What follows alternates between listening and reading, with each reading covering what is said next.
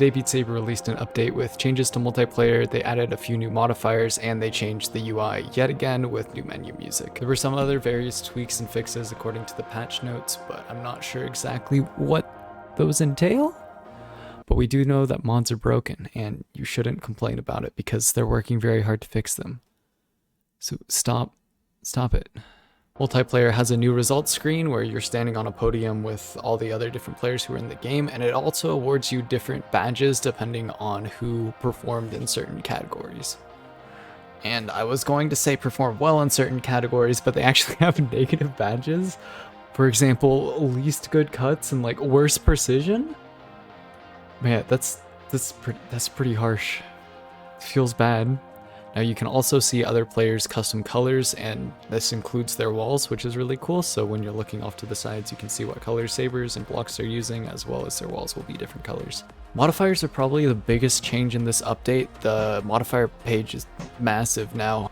Actually, now that I'm looking at the list, it kind of makes sense how they're organized. They're organized by row, so it goes across the top. So we have no fail, 1 life, and 4 lives. So instead of insta fail, now it's called 1 life, and then 4 lives is replacing battery energy, I guess? No bombs, no walls, no arrows. We all know those. Ghost notes, disappearing arrows, and small notes. Now, small notes has the beta tag on it, and I'm assuming beta modifiers are ones that will affect score in the future because they make the game more difficult.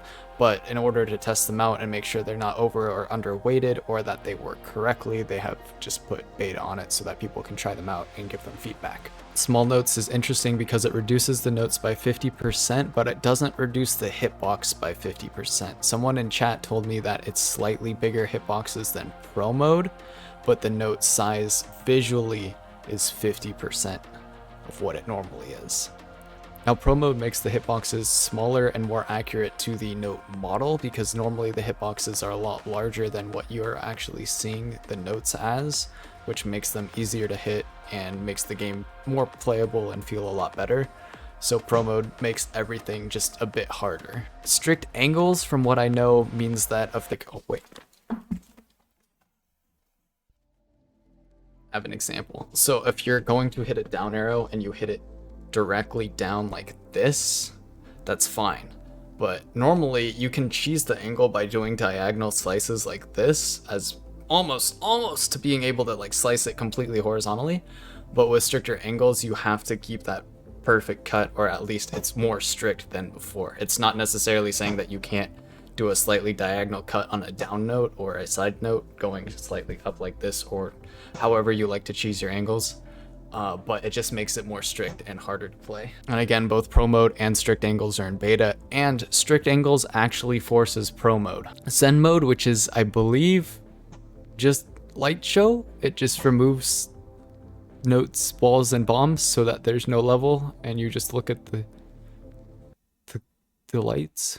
Slower song, faster song, and super fast song. Super fast song is basically DT or 150%, and it is painful.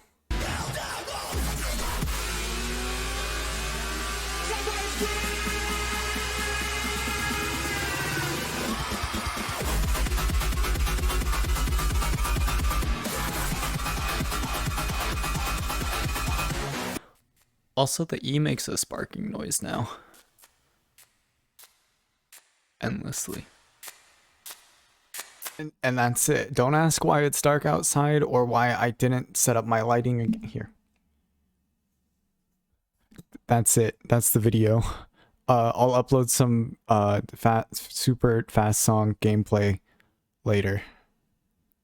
But I gotta upload this now because Bandude already did. So like, share, subscribe, and I'm gonna go premiere the video.